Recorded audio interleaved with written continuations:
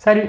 Alors dans cette vidéo, on se retrouve pour que je t'explique comment fonctionne le symbole de somme en mathématiques, donc ce symbole-là, sigma, ainsi que le symbole de produit qu'on verra plus tard, plus loin dans la vidéo. Donc pour t'expliquer d'abord dans un cas très général ce que ce symbole-là signifie, je me donne une suite un pour n appartenant à grand N, donc une suite réelle, et n et m des entiers. Et donc ce que signifie ce symbole-là, qui est à gauche du signe égal, et donc qui se lit somme de k égale n jusqu'à m de u indice k, parce que c'est bien de comprendre ce que signifie ce symbole, mais c'est aussi bien de savoir le dire à l'oral. Donc somme de k égale n jusqu'à m de uk, ou de u indice k, eh bien, ce que représente ce symbole-là, c'est u indice n plus u indice n plus 1, plus ensuite il y aura u indice n plus 2, etc. jusqu'à u indice m. Donc en fait, ce que représente ce symbole-là, c'est la somme de tous les termes de la suite du rang n jusqu'au rang m, puisque on somme tous les uk entre un et um, donc du rang n jusqu'au rang m. Donc le mieux pour bien comprendre ce que représente ce symbole, c'est de partir sur quelques exemples qui vont nous apprendre à appréhender ce symbole-là et aussi à comprendre à quoi il sert finalement. Alors on part sur ce premier exemple avec la somme de k égale 1 jusqu'à 14 de k.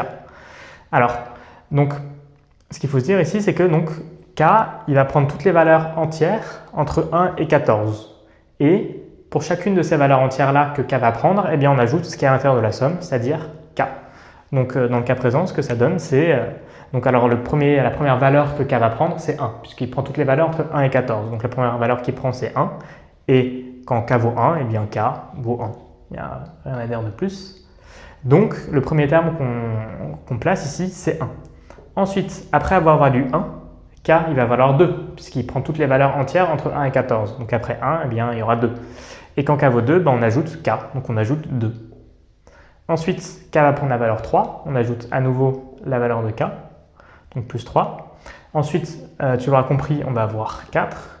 Et ainsi de suite, je me permets de mettre des petits points, puisque tu as compris ce qui se cache derrière ces petits points-là, et on s'arrête à 14. Donc voilà, on peut dire que on aura 4, 5, 6, etc. jusqu'à 13, puis 14. Puisque on ajoute toutes les valeurs de k entre 1 et 14, toutes les valeurs entières. Voilà. Ensuite, sur ce deuxième exemple, on a la somme de k égale 1 jusqu'à 12 de 2 fois k. Alors cette fois-ci, k va prendre toutes les valeurs entières entre 1 et 12. Et cette fois-ci, c'est plus k qu'on ajoute, mais c'est 2 fois k. Donc ce qu'il y a à l'intérieur de la somme, c'est ce qu'on ajoute. Tout comme là tout à l'heure, ce qu'il y avait à l'intérieur de la somme, c'était u indice k, et on a ajouté u indice n, puis u indice n plus 1, etc. jusqu'à u indice m, puisque k variait, k prenait toutes les valeurs entières entre n et m. Et donc là, qu'est-ce que ça va nous donner? Donc k, il prend toutes les valeurs entières entre 1 et 12, donc on commence par 1. Donc le premier terme de la somme, c'est quand k vaut 1. Et bien quand k vaut 1, 2 fois k, donc ça vaut 2 fois 1, et donc ça vaut 2. Ensuite, après avoir valu 1, k il va valoir 2. Et que vaut 2k lorsque k vaut 2? Et bien ça fait 2 fois 2, donc 4. Donc on ajoute 4. Ensuite, on ne s'arrête pas là, puisque k il va prendre toutes les valeurs entières entre 1 et 12. On a fait 1 puis 2, et bien ensuite il va y avoir 3. Et quand k vaut 3, 2 fois k, donc 2 fois 3, ça nous donne 6. Ensuite, il va y avoir 8, puis 10, etc. Et quand est-ce qu'on s'arrête? Eh bien, la dernière valeur que k prend, c'est 12. Et quand k vaut 12, eh bien 2 fois k, c'est 2 fois 12, et donc ça nous donne 24. Voilà. Et donc on voit ici qu'en fait, on somme tous les entiers pairs de 2 à 24. Donc en fait, on somme tous les 2 fois k pour k allant de 1 à 12. Ensuite, autre exemple un peu plus compliqué cette fois-ci. Donc là ici c'est la somme de k égale à 0 jusqu'à 7 de moins 1 à la puissance k facteur de k au carré plus 1. Donc c'est plus compliqué en effet, mais il ne faut pas que ça te fasse peur.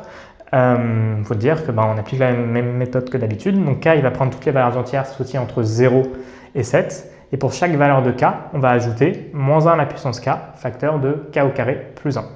Donc le premier terme de la somme, c'est quand k vaut 0, et quand k vaut 0, ce truc-là, il s'écrit moins 1 à la puissance 0, facteur de 0 au carré plus 1. Voilà, donc contrairement à là, je ne vais pas écrire directement la valeur numérique, On va faire les choses étape par étape. Il n'y a pas de souci au fait de prendre son temps. Ensuite, après avoir valu 0, k il va valoir 1. Donc ça va nous donner le terme moins 1 à la puissance 1, facteur de 1 au carré, plus 1. Voilà, bon, donc ensuite on continue. Après avoir valu 1, k va valoir 2, puisqu'on a toutes les valeurs entières entre 0 et 7. Et donc ça va nous donner moins 1 au carré, facteur de 2 au carré, plus 1. Bon, après avoir valu 2, k va valoir 3, puis 4, puis 5, etc. Et on va s'arrêter lorsque k prend la valeur 7.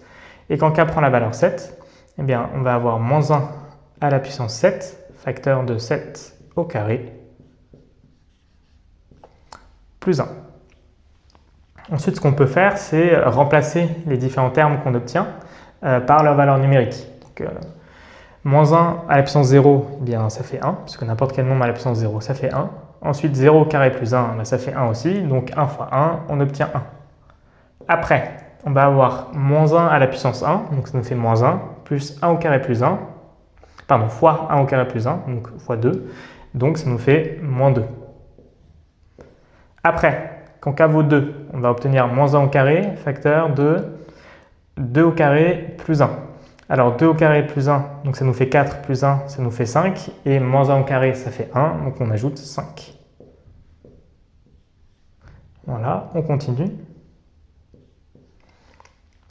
Et enfin, on termine ici donc avec le dernier terme, moins 1 à la puissance 7, ça nous fait moins 1, donc on aura un nombre négatif ici, et 7 au carré plus 1, alors 7 au carré ça fait 49, et quand on ajoute 1, ça fait 50. Donc on ajoute moins 50, qui est le dernier terme. Et c'est là qu'on peut voir aussi, donc sur cet exemple, l'intérêt de cette formule-là. Parce que, effectivement, quand j'écris la somme de k égale 1 jusqu'à 14 de k, on peut se dire, bah, en fait, c'est plus simple d'écrire ça comme ça. On voit directement qu'est-ce qu'on somme, bah, on somme tous les entiers entre 1 et 14. Là, pareil, la somme de k égale 1 jusqu'à 12 de 2 fois k, bah, je peux écrire que c'est 2 plus 4 plus 6, etc. jusqu'à 24. Et je comprends bien que je vais sommer en fait tous les entiers pairs entre 2 et 24. Mais là, si jamais je t'écris au tableau, voilà, donc 1 plus moins 2 plus 5 plus 3 petits points plus moins 50. Ben là, comme ça, là, c'est pas du tout évident de ce qui se cache derrière les 3 petits points. Alors que là, effectivement, ça l'était. On sait très bien, là, juste en regardant la somme qu'on écrit, qu'après 10, il y aura 12, puis 14, puis 16, etc. jusqu'à ce qu'on arrive à 24.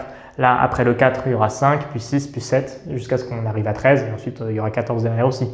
Mais là, avec juste les petits points, là, comme ça, on a du mal à savoir vraiment ce qui se cache finalement derrière ces petits points-là. Alors qu'avec cette notation, qui est certes au départ compliquée à assimiler, au moins il n'y a aucune ambiguïté. On sait qu'on somme donc ce truc-là, moins 1 à la puissance k, facteur de k au carré plus 1, pour toutes les valeurs entières que k prend, pour quand k prend toutes les valeurs entières entre 0 et 7.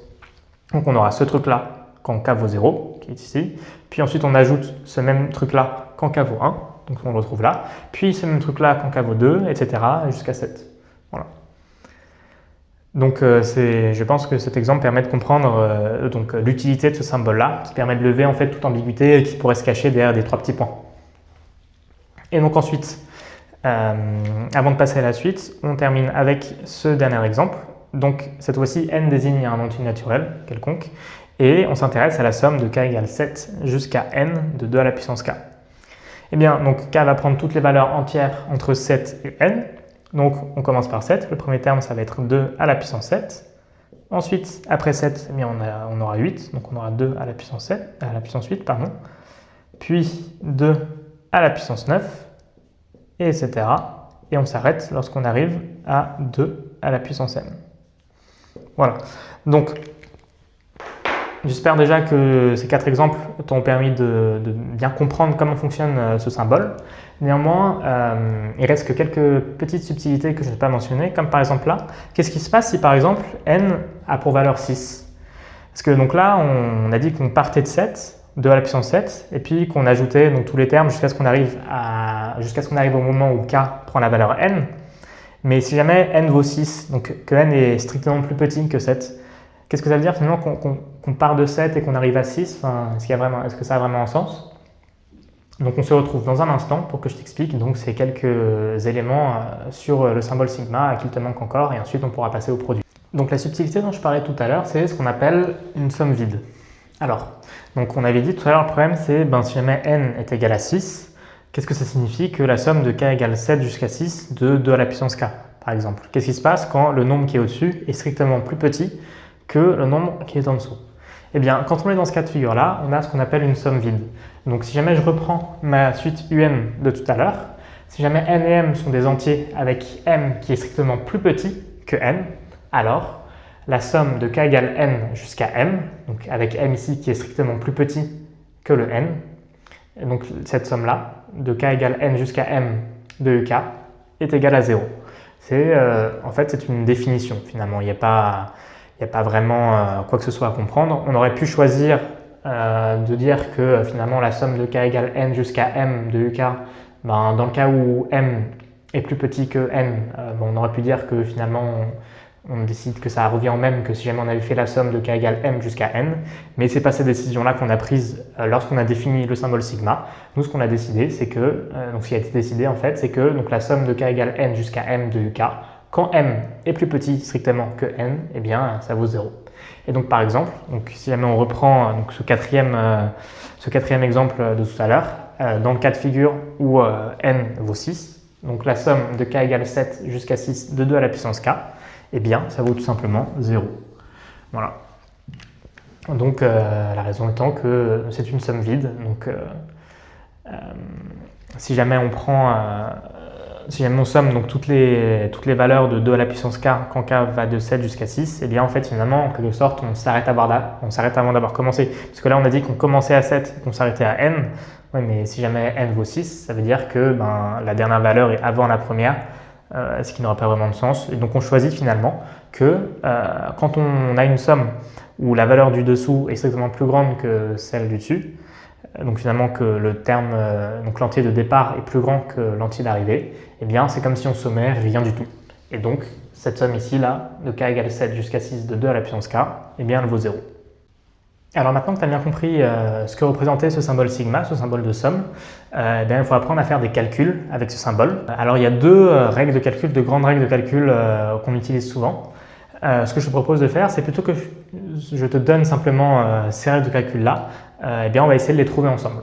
Alors, donc, on commence ici par la somme de k égale n jusqu'à m de uk plus vk. Donc comme tout à l'heure, n et m ça désigne deux entiers et u et v c'est de suite réelles. Voilà. Alors, donc la somme de k égale n jusqu'à m de uk plus vk, qu'est-ce que ça désigne? On a vu tout à l'heure que donc k il prenait toutes les valeurs entières entre n et m. Donc on commence par un plus vn, pardon. Parce que donc la première valeur c'est lorsque k vaut n. Ensuite, on aura u indice n plus 1 plus v indice n plus 1, etc. jusqu'à u indice m plus v indice m. Mais ce que tu peux remarquer, c'est qu'en fait, les parenthèses que j'ai écrites là, elles servent à rien. Pourquoi? Parce qu'on sait que quand on a une somme, quand on n'a que des sommes, en fait, on peut faire les additions dans l'ordre qu'on veut, on peut échanger deux termes, on peut faire d'abord ce terme-là, plus ce terme-là, et ensuite ajouter les autres. On peut faire un peu donc, les opérations dans l'ordre qu'on veut. Et donc en fait, ce qu'on peut faire ici, c'est plutôt que de sommer ce terme-là avec ce terme-là, puis ensuite d'ajouter ce terme-là, puis ce terme-là, etc., on peut se dire, moi ce que je vais faire, c'est je vais d'abord ajouter ce terme-là avec ce terme-là, donc un avec un plus 1, puis ensuite ici je vais ajouter un plus 2, puis u indice n plus 3, etc., jusqu'à ce que j'arrive à u indice m. Voilà. Donc si je fais ça, déjà, qu'est-ce que ça donne?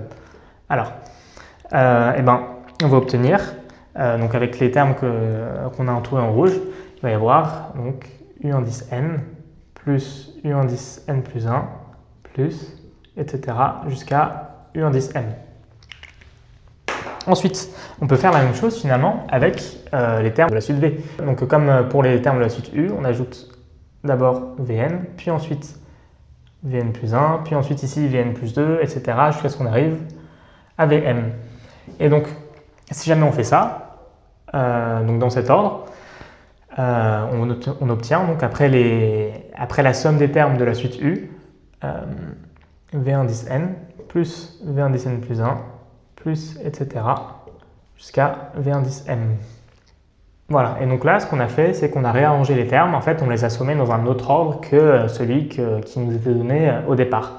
Et donc, tu peux voir que ici, donc, tous les termes qui étaient là sont à un endroit ici. Donc, on n'a pas oublié de terme. Et chaque terme n'est représenté qu'une seule fois. Donc, en fait, c'est bien la même somme, celle qui est ici et celle qui est ici. Ces deux sommes-là sont bien identiques.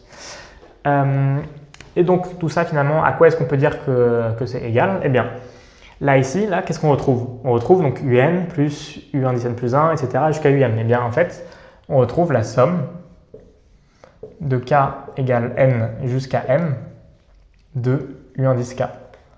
Et qu'est-ce qu'on a ici? En vert, on a la somme de tous les termes de la suite v entre n et m. C'est donc la somme de k égale n jusqu'à m de v indice k. Voilà. Donc finalement, la règle qu'on a établie ici, c'est que donc, quand on a une somme de deux éléments, eh bien, on peut écrire ça comme la somme du premier élément plus la somme du second élément. Donc la somme de k égale n jusqu'à m de uk plus vk, c'est la somme de k égale n jusqu'à m de uk plus la somme de k égale n jusqu'à m de vk. Ici, c'est un m, excuse-moi. Voilà. Donc ça, c'est la première règle de calcul qu'on pourra utiliser. Il y en a une seconde. Donc là, pareil, si j'essaie de deviner la règle en écrivant explicitement donc, ce que représente ce symbole-là, donc c'est la somme de k égale n jusqu'à m de a fois uk. Donc k, il prend toutes les valeurs entre n et m, et donc avec ce qu'on a dit tout à l'heure, ça nous donne a fois un plus a fois un plus 1, plus ensuite il y aura a fois un plus 2, etc. jusqu'à ce qu'on arrive à a fois u indice m. Alors, là, en fait, ce que tu remarques, c'est que on a un facteur commun qui apparaît à chaque fois. Ici, on a le a là, qui est là, qui est là et qui est là. Et donc, quand on a une somme de plusieurs termes avec un facteur commun, ben on sait que ce qu'on peut faire, c'est factoriser. En l'occurrence, on peut factoriser par a. Et donc, qu'est-ce que ça nous donne si on factorise par a? Eh bien, ça va donner a facteur de, et ensuite on recopie les différents termes.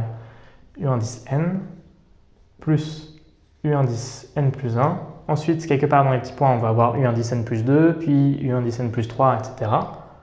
jusqu'à ce qu'on arrive à U indice m.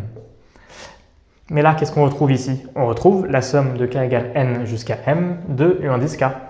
Et donc, en fait, ça, on peut dire que c'est a fois la somme de k égale n jusqu'à m de U indice k.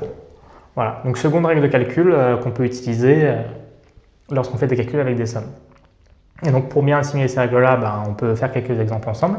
Donc la somme de k égale 1 jusqu'à n de k plus k au carré, eh bien ça, donc avec la première règle qu'on a écrite, on peut dire que c'est égal à la somme de k égale 1 jusqu'à n de k plus la somme de k égale 1 à n de k au carré. Voilà.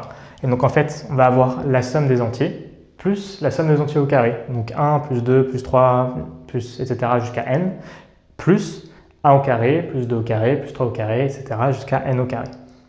Ensuite, là, la somme de k égale 0 jusqu'à 7 de 2 fois k. Et bien ça, avec la seconde règle, on peut dire que c'est égal à 2 fois la somme de k égale 0 jusqu'à 7 de k. Voilà. Alors, là, voilà, donc on avait une somme avec à chaque fois k qui était multiplié par 2. Et bien, on peut sortir le 2 de la somme et obtenir donc 2 fois la somme de tous les entiers entre 0 et 7. Et enfin, pour terminer, avant de passer au produit, ce dernier exemple, donc la somme de k égale 3 jusqu'à 8 de moins 2 fois k au carré plus 1 sur k. Alors là, il y a plusieurs règles qu'on va devoir utiliser les unes à la suite des autres. Donc la première chose qu'on peut remarquer, c'est que donc en fait, on a une somme de deux termes ici, à l'intérieur du signe sigma. On a le moins 2 fois k au carré, et ensuite on a le 1 sur k. Donc en utilisant la première règle, on peut dire que ceci, c'est la somme de k égale 3 jusqu'à 8 de moins 2 fois k au carré. Et ensuite, on peut ajouter la somme de k égale 3 jusqu'à 8 d1 sur k. Mais cette somme ici, là, on peut voir qu'on a aussi quelque chose qui peut nous donner envie d'utiliser la seconde règle, puisqu'on a un moins 2 ici fois k au carré. Et donc, en fait, donc cette somme de k égale 3 jusqu'à 8 de moins 2 fois k au carré, ben en fait, on peut écrire moins 2 fois la somme de k égale 3 jusqu'à 8 de k au carré. Et ensuite, on n'oublie pas de recopier la seconde somme, donc celle de k égale 3 jusqu'à 8 de 1 sur k. Voilà. Et donc maintenant que tu as bien compris donc à la fois ce que signifiait le symbole sigma et aussi comment l'utiliser dans des calculs, eh bien on peut passer au produit. Alors le produit, une fois qu'on a compris comment ça marchait pour les sommes, bah, c'est assez simple, hein.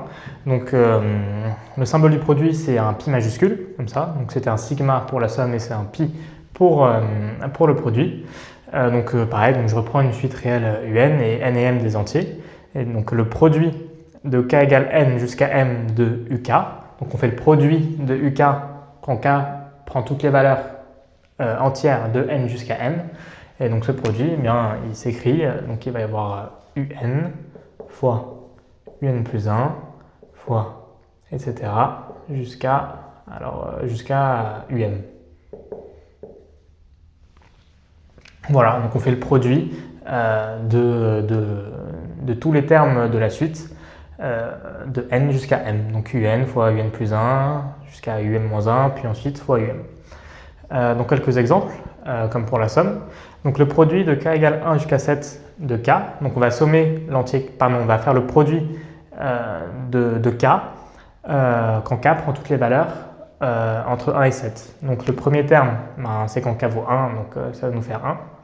Ensuite, après avoir valu 1, k va valoir 2, donc on fait fois 2. Ensuite, k vaudra 3, donc on aura fois 3, etc.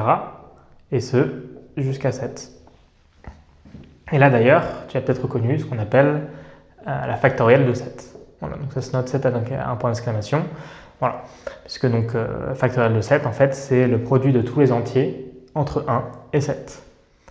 Ensuite, deuxième produit, donc le produit de k égale 3 jusqu'à 9 de 3 fois k. Eh bien, donc quand k vaut 3, 3 fois k vaudra 9. Donc on commence par 9 ici. Ensuite, après avoir valu 3, k il va valoir 4. Donc on multiplie par 3 fois 4, donc ça nous fait 12. Puis ensuite, k vaudra 5. Et 3 fois 5, ça nous fait 15. Voilà, etc. Jusqu'au dernier terme qui vaut 9. Et 3 fois 9, ça nous fait 27. Voilà, et donc en fait, ici, on multiplie tous les multiples de 3, de 9 jusqu'à 27. Ensuite, un dernier exemple avant de passer à la suite. Donc n est un entier naturel fixé et on s'intéresse au produit de k égale 1 jusqu'à n de moins 1 à la puissance k facteur de 2k plus 1. Alors, qu'est-ce que ça nous donne? Donc le premier terme ici, ça va être donc, le terme lorsque k vaut 1. Donc ça va nous faire moins 1 à la puissance 1 facteur de 2 fois 1 plus 1. Ensuite, on multiplie par le terme où k vaut 2, donc ça va nous faire moins 1 au carré, facteur de 2 fois 2, plus 1, etc. Et on s'arrête à n, donc on obtiendra moins 1 à la puissance n, facteur de 2 fois n, plus 1. Voilà. Donc ici, je ne vais pas m'amuser à remplacer chaque terme par sa valeur numérique. Donc l'idée de la vidéo, c'est que tu comprennes finalement que signifie ce symbole-là. Et donc j'ai pas besoin de remplacer chaque nombre par sa valeur numérique pour aider à la compréhension.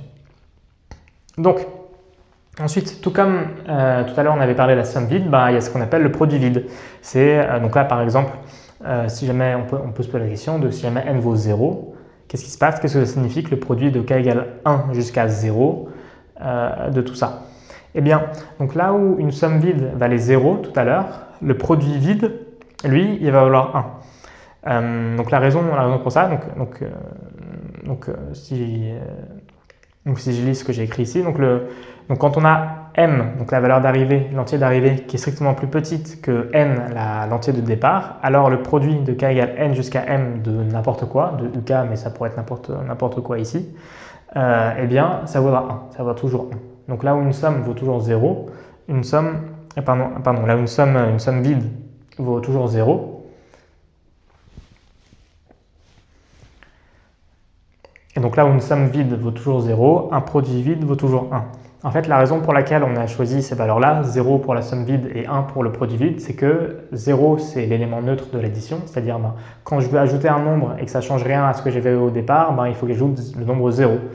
Et de manière analogue, l'élément neutre pour la multiplication, c'est 1. Quand je multiplie par un nombre sans que ça change rien du tout, il faut que je multiplie par le nombre 1. Voilà, donc c'est pour ça qu'on a choisi la valeur 0 pour la somme vide et la valeur 1 pour le produit vide. Ensuite, tout comme on avait des règles de calcul pour la somme, il y en a aussi pour le produit. Alors, donc comme tout à l'heure, on peut s'amuser à chercher et trouver ces règles-là. Donc le produit de k égale n jusqu'à m de uk fois vk, où u et v représentent deux suites réelles, je peux dire que ça me donne donc un fois vn. Ensuite, donc ça c'est quand k vaut n. Puis ensuite, k va prendre la valeur n plus 1, donc je vais obtenir un plus 1 fois vn plus 1, etc.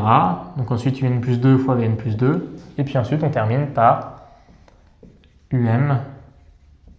fois vn. Et tout comme pour la somme, là je peux regrouper les termes entre eux. Donc je peux dire que plutôt que de faire un fois vn plus 1 fois vn plus 1, etc., je vais faire un fois un plus 1 fois un plus 2 fois un plus 3, etc. jusqu'à fois un. Voilà, et donc si je fais ça, je vais obtenir donc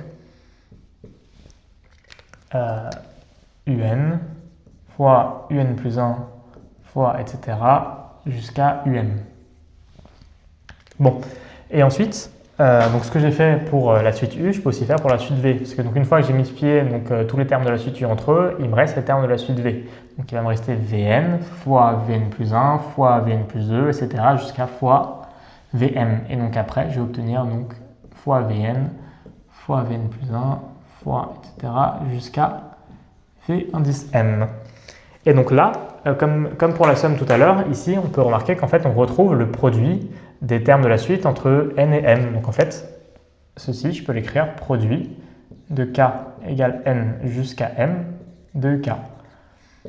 Et ensuite, ici, je multiplie par donc, le produit des termes de la suite v, c'est-à-dire le produit de k égale n fois jusqu'à m de,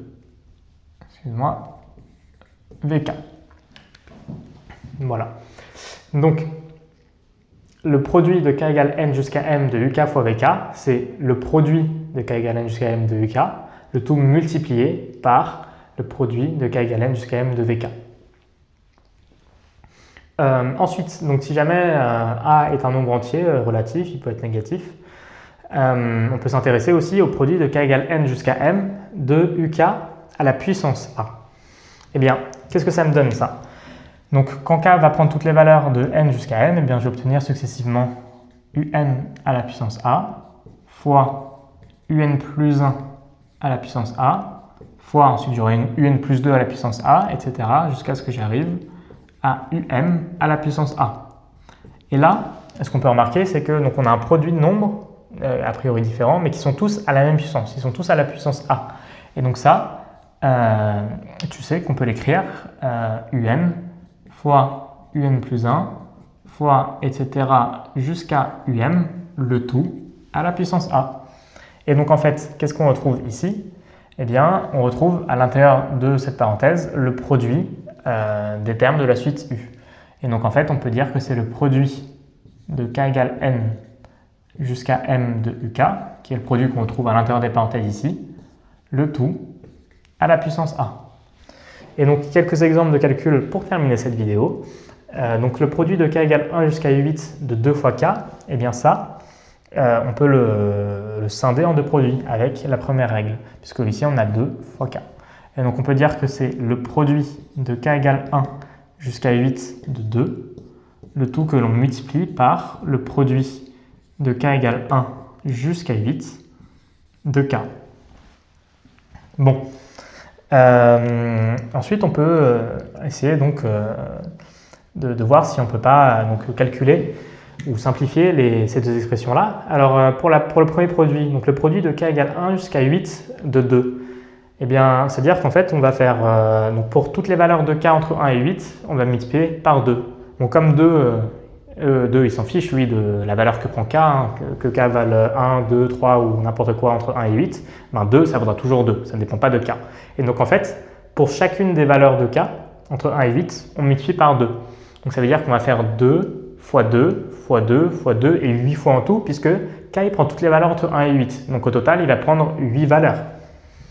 Donc en fait, ce produit-là, le produit de k égale 1 jusqu'à 8 de 2, eh bien, alors je peux dire que c'est 2 à la puissance 8, puisque c'est 2 fois 2 fois 2 fois 2, le tout 8 fois. Donc en fait, c'est 2 à la puissance 8. Et là, ici, on reconnaît donc le produit des entiers entre 1 et 8. Donc c'est 1 fois 2 fois 3 fois 4 jusqu'à 8. Et donc en fait, on retrouve finalement la factorielle de 8. Ensuite, pour ce second produit, ce second et dernier produit, eh bien, donc là, on peut utiliser la seconde règle.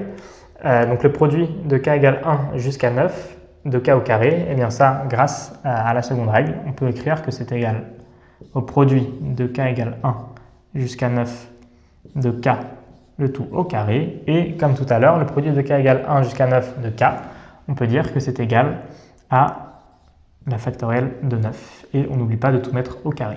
Attention, ici, c'est bien factorielle de 9 au carré et pas la factorielle de 9 au carré. Attention ici à l'ordre des opérations. Et donc, avant de se dire au revoir, avant de terminer cette vidéo, je rappelle qu'on organise des stages de maths pendant les vacances scolaires. Donc voilà, si jamais tu as envie d'améliorer ta moyenne pour Parcoursup ou de te préparer pour le bac, n'hésite pas à cliquer sur le lien en description. Voilà, si jamais tu es intéressé par le fait de faire un stage de maths intensif avec des élèves motivés. Voilà, merci, à très bientôt.